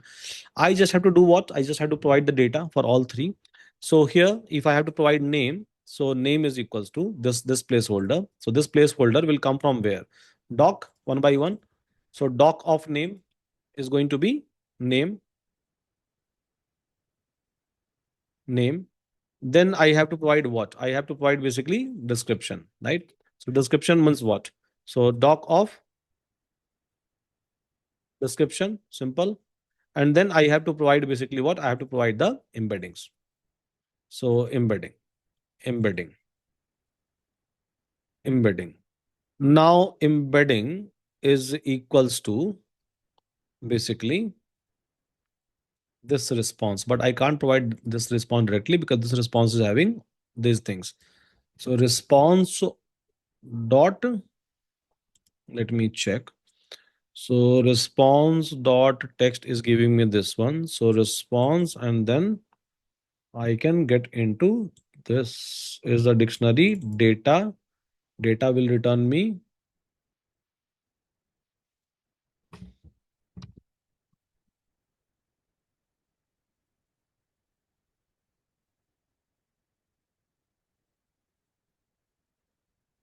So basically, I'm looking for only this data, right? This much. So I'm not looking for like all of these things.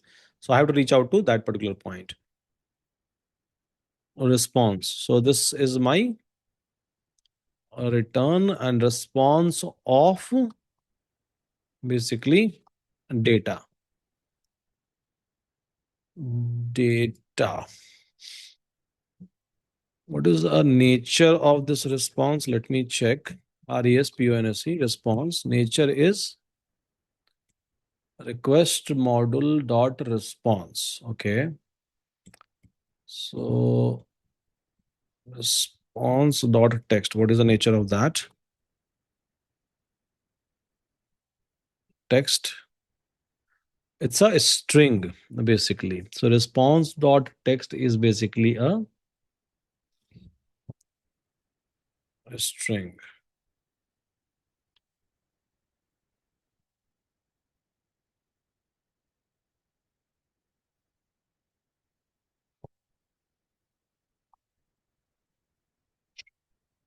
So if it is a string, then I can go index by index. So this is my 0, this is my 1th index. Okay. So this of first index, okay, it is returning me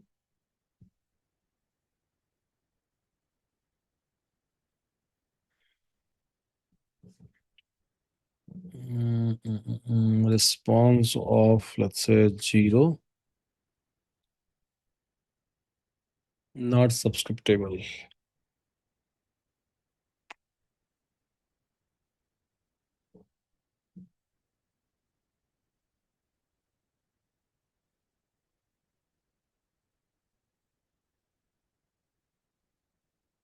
I must be able to response dot text is equal to string. So technically this entire thing is string.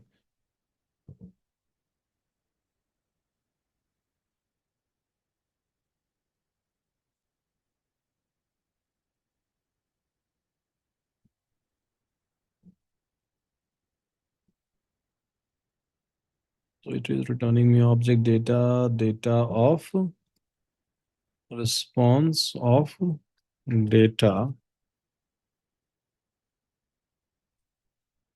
Response of data itself, I'm not able to fetch. So response dot JSON. Let me check that. Yeah, now I can fetch it. So now I've just converted. So response dot JSON. Now from this JSON, so I can fetch the data. So I can fetch basically data. JSON dot data. Uh, Let me hold it in some variable data. And then from data of data, I'm able to fetch this one. And then I have to just get into this. Inside data, we have one thing and then we have two things. So object embedding data of 0 of embedding. Okay, so I'm just trying to fetch this only this portion, guys. For that, I'm just okay. So now I think I'm able to get what I need. So I can just use this one in my final query in this. So encoding, right? So encoding is going to be here data, and let me cross this one. So out of data, this is going to be the embedding. So it will try to store over here. A simple plain embedding as a list, it is going to store it in that particular place. As simple as that. Now, if I'm going to execute it, so it is going to create a document node, and inside that there'll be name node, description node, embedding node, and then respective value it is going to store it for all the document if everything goes fine. So let me execute this entire things.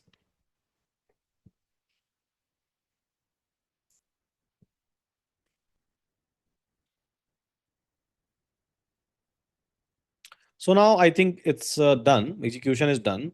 I can go over here and I'm able to see a document, right? And now once I'm going to click on this document, so there are four like graphs I'm able to see. And here, if you will come, so you will be able to see ID, which is like a self-generated. You will be able to see a description, so which is like a original description. You will be able to see a embedding. So yes, I'm able to store this embedding successfully over here. And then you will be able to see a name. Make sense, guys? Yes. So technically, we are able to store our embeddings inside my Neo4j. And then I can establish the relation, by the way. But yeah. So let's say if I'm able to store embeddings as in a form of node, and there all the other informations as well, which was a part of data. So this is what I this is a similar kind of a step I can use it even to store at big documents, right? Let's say 100-page of document, a document with the images, document with the audio, video, anything, right? So I can convert those data into an embeddings, and then I can try to store it there, and then I will try to match, right? Match and then fetch the record, fetch all of these information. So this is just one part of RAG, a storage part, right? Search is a another part that you all will be able to find out, which I'm going to teach you in a future, right? So it's a big part, it's a huge part. But are you able to understand how we are able to store? See, everything is same. This part is same. There is no differences you will be able to find out. The only thing which I have introduced new is that how I can convert my data, whatsoever I want, into an embeddings. That's it. That's the only differences you will be able to find out. Yes, everyone, guys in chat, or maybe you can try to unmute yourself if you want. You have like a raise hand option. I can unmute you if you have any kind of a question. So this is the step that we have followed. I mean, like just one step more, where we are trying to use a particular model LLMs. When I will try to talk about the model, so again I will try to discuss about the structure of this embeddings and type of the model. All those things comes into picture. As of now, just think as that there is a model and I can use that model, and that model will eventually give me a data in a numerical format. That's it, right? What is the meaning of a dimension? What is a model that we should use? What and all alternative models are available in a market? What is a type of the model? For example, text embedding, speech to text, text to speech, image model. There are so many other models which is available, right? So we'll discuss that one. As of now, we are just trying to learn basic of Python. So this is it, guys. Let me remove my key from here. Hmm.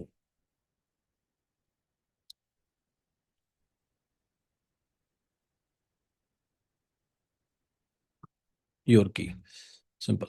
So if you would want to use maybe model from somewhere like a somewhere different places, maybe a Gemini model, OpenAI model, you can go ahead and use it. Their endpoint will be different, right?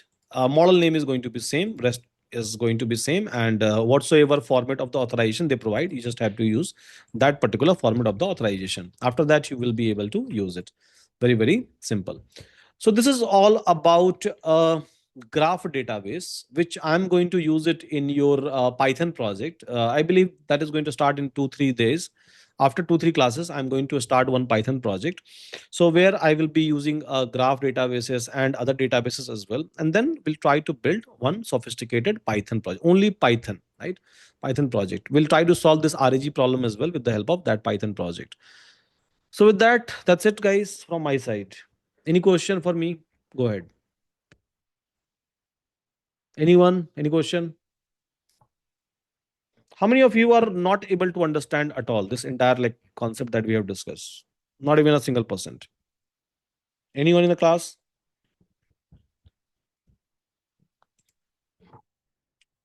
No one? Okay. That's cool. If everyone is able to understand, know everything, things was actually easy. So yeah, I mean, if you would have like If you have not focused, maybe just try to focus a little bit. You will be able to understand it. It is, yeah, it is easy actually. It is easy. It is not tough, by the way, and very relatable. So fine, guys. With that, thank you so much. About tomorrow, I already told you that I'm going out. So I have a doubt that I will be back by 8 p.m. IST. Thanks goes to Bangalore traffic, which I can't do anything about that, basically. So probably we'll not be having class tomorrow, but we'll try to manage this class, right? Maybe during weekdays, if everyone will agree. Let if okay for all. Again, like there will be. It's better to cancel a class in certain situation, because when you start, like, it disturbs other people routine as well, right? So yeah, I think they can go out and they can enjoy with the family and all those things. We can take classes maybe on like some other day. Wednesday we can schedule a class. Yes. Yeah, yes, we can do it in weekdays. So Wednesday we can do the class. Fine, everyone. So let's like do that tomorrow's class on this coming Wednesday. Fine, everyone. Same time, 8 p.m. IST. We'll do the class so that there will be no loss at all. Yeah. Not the working days. Then there will be Saturday, Sunday. So by default, Saturday, Sunday you have a class. Next Saturday, Sunday, if you'll say, I mean, like we are connecting anyhow. So no weekdays, please. Okay, fine. Cancel the class then. Fine then. Yes. So recordings are there. But still there are some people, right? So who would like to like join a class and then they would like to go through a live class itself. It's fine. It's fine. I mean, it's better to cancel. If things are not certain. So fine, guys. With that, thank you so much. One more thing. So just try to focus on the task. I have already given you a personal feedback to many of you, saying that you are just reading out a code. I don't want that kind of explanation. That is not going to build your even a phase. So whatsoever video you have recorded is just a waste for me and for the entire world. People are going to appreciate you, and there are some people who have literally done very good, right? So I believe I have pinged inside a group, and yeah, so I have appreciated that part. So yes, try to basically uh, you know explain each and everything and type a code line by line. That is how things are going to work, line by line, and only for 2 3 4 weeks. So unless and until you are doing this Python part, right? Because if you will be having a grip, if you will be having a command on this side in this 1 month, believe me, you will never ever struggle in your life with respect to a coding, even if AI is going to generate a coding. But if you are not going to do this exercise, you will always struggle, right? One day I will open up a code base where there will be like a 20,000, 30,000 line of a code in a particular project, and you will say that, okay, I'm not able to get anything, right? And do not expect that from me, that I'll come and explain you 20,000 line of a code. No one can do this in this entire world, right? So there will be two options for me. Either I'll not discuss such kind of a project, or if I'm discussing it, I'll be expecting you to understand the code, right? So if you have to get into that level, because that kind of a project we have to do it, we can't avoid that kind of project. That kind of project is called as a real project. In every real project there will be millions and millions of lines of a code, and lakh is like very normal, right? 100K lines is very normal, basically. So if you have to understand and break down things for those labels, you have to do this small preparation. So do not read out a code in any of your video. None of them will be approved, and none of them are going to create any impact on your face value, basically. So just record it. Plus I have seen that people have created only 8 to 10 recording. It's been almost 2 week of time since I have given you this Python exercise. So even if you are doing one video, although target was 3 video on an average per day, right? So that in 30 days or 33 days you will be able to complete 100. Why you're not doing it? And with that calculation, so your playlist would have like should have basically like at least 25 30 videos. So that's very very disappointing. You will not be able to keep yourself on track. So try to align yourself as soon as possible. So try to bring yourself into a discipline, right? Same enthusiasm with which you have joined a course 1 month back. basically. Make sense, guys? So tomorrow, if you have a time, complete those tasks. Try to bring yourself on track. Or otherwise, just go and enjoy. That's also fine. But yes, I just see, guys. Only one thing, only one habit will solve all the problems. A discipline and consistency. Try this out for next 15-20 days. Believe me, you will never regret doing it, right? So you should not sit and work for a very, very long time, but you should sit and work at the same time every day. Doesn't matter what happens. And maybe for 1 hour. 45 to 60 minutes is my average, by the way, which I used to suggest to everyone. Do it. I believe none of you are doing it. That's the reason I'm not able to see the output. Yeah. So that's a bit scary.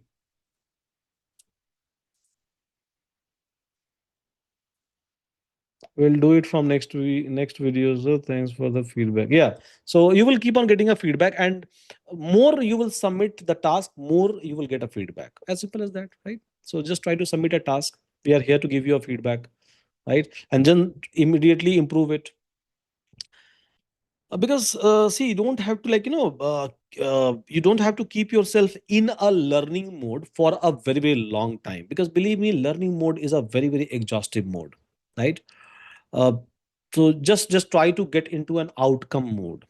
So as soon as you will cross this line, 1 month, 2 month, or 1 year, whatsoever you are going to take, as soon as you are going to cross this learning mode line, then you will be into a building mode and then earning mode.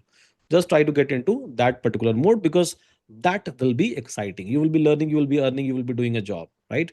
But if you'll just think that, okay, fine, so I'll be in learning mode for a very, very long time, believe me, it is exhaustive. When will the iOS app will be released? I think iOS people have. I think my team has already released it. iOS app is already there. I think it's not like iOS app is not there. And even in iOS, in my iOS, I think work and learn is there, and they have sent couple of more update with respect to our work and learn. Yeah, it's there.